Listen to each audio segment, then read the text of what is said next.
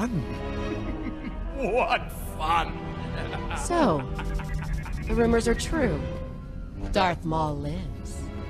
Formerly Darth, now just Maul. Formerly Darth, now just Maul. Does this line from Star Wars Rebels reveal the truth as to why Darth Maul gave up possession of the legendary Darksaber? Greetings, Acolytes of the Force, and welcome back to the Archives. The Darksaber is one of the most mysterious weapons in all of Star Wars lore, and certainly one of the most perplexing lightsabers. Its extensive history reveals a great truth about the weapon. While lightsabers require force sensitivity to be properly wielded, the Darksaber exchanges that requirement with a different one, that being that its owner and wielder follows its creed. The weapon has something of a will of its own, and one that follows a key set of rules which determines the worthiness of the wielder. No being can properly own the Darksaber unless they win it by fair trial by combat against the previous owner, and after winning it, many must work with the weapon instead of against it. This particular rule is something of a mystery though, as it has not yet been fully revealed what it means to work with or against the Darksaber, and what the parameters are exactly. This is just something told to Djarin by the armorer when she was training him to wield the weapon. All we do know is that when one doesn't align themselves with the Darksaber, or if the saber deems them unworthy for any reason, it becomes heavy and unruly to use. This is what many, along with us here at the Archives, have speculated happened to Darth Maul, as when we see him in Star Wars Rebels, he has forfeited all ownership and right to the Darksaber, simply keeping it at his hideout and letting it collect dust as a small artifact. In a previous holocron, we talked about before what happened that made Maul stop using the Darksaber, but today we wanted to figure out exactly why, and reveal that the Darksaber, just like Djarin, rejected Maul. Why did the Darksaber suddenly deem Darth Maul unworthy, and why did it turn against him after the conclusion of the Clone War?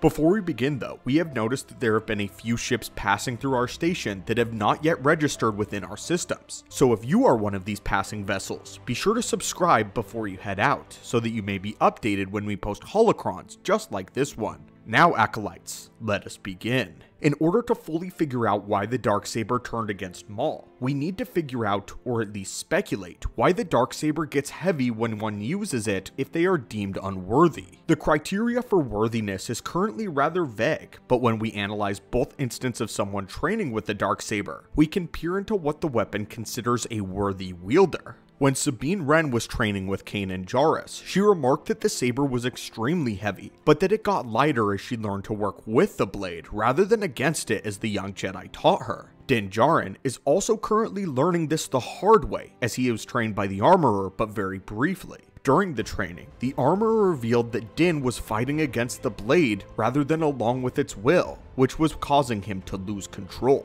Both Kanan and the armorer had incredibly vital pieces of information which they gave their students in return. From Kanan, he says this: "You're not fighting me, you're fighting yourself, and you're losing." And from the armorer, she stated, "You are fighting against the blade, you should be fighting against your opponent. You are too weak to fight the blade, you will lose. You cannot control it with your strength."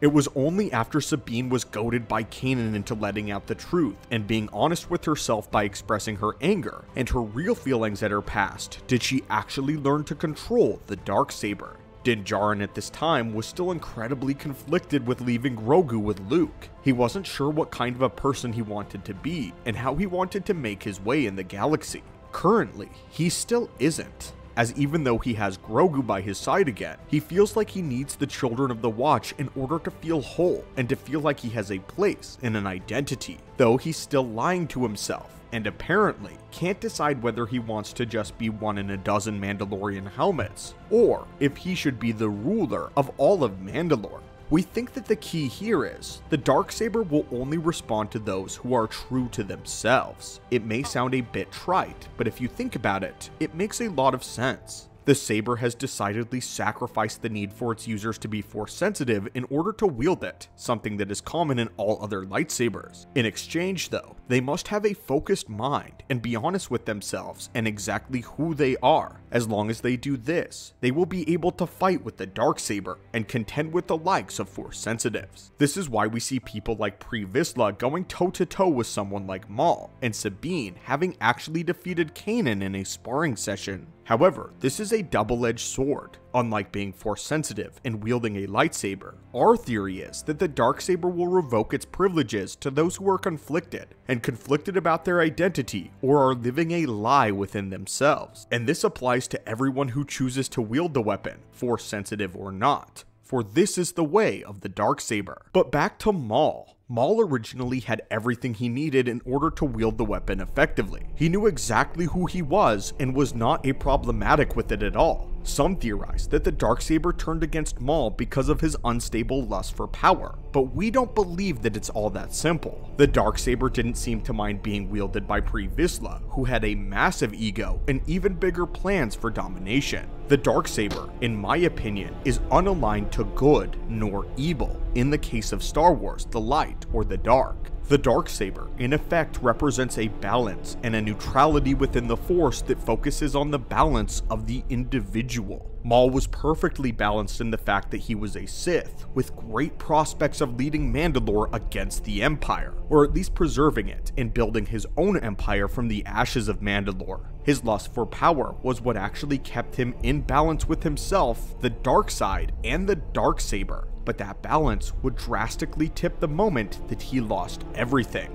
Spoilers lie ahead for the Son of Dathomir comic run. In Season 5 of the Clone Wars, Darth Maul was on top of the world, quite literally. He had just conquered Mandalore, rid himself of most of his rivals, and drove out the Republic, as well as dealt a lethal personal blow to his greatest enemy by slaying the one that Obi-Wan loved the most right in front of his eyes. Everything though came crashing down all at once when he was visited by Sidious, who would proceed to kill his brother in front of him in an operatic turning of the tables. Sidious then would humiliate his former apprentice by totally dominating him in their duel, and then torturing him in captivity. Maul would eventually escape to Death Watch. However, Sidious would send General Grievous after him and the Mandalorians, with the Separatists killing dozens of Death Watch in the process. And then, Maul would have to watch his mother be killed right before his eyes, and subsequently watch his empire crumble as the Pikes and the Black Sun Syndicate left his influence. And soon, Maul would even lose control over Mandalore after being captured by the Republic just prior to Order 66. Darth Maul lost everything all over again. He was reduced to absolutely nothing, and he was feeling the pressure.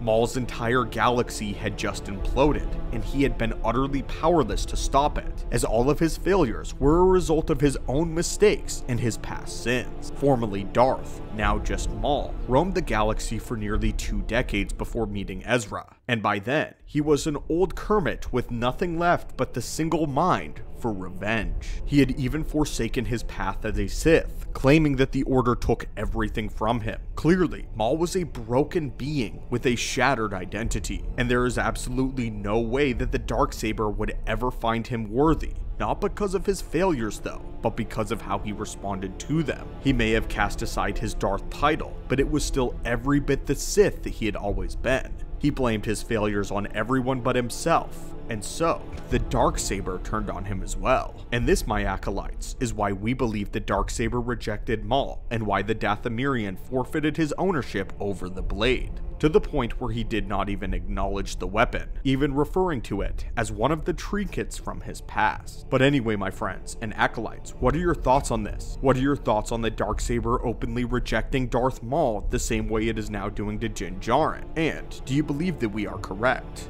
As always, may the Force be with you, and I hope that you have a great day.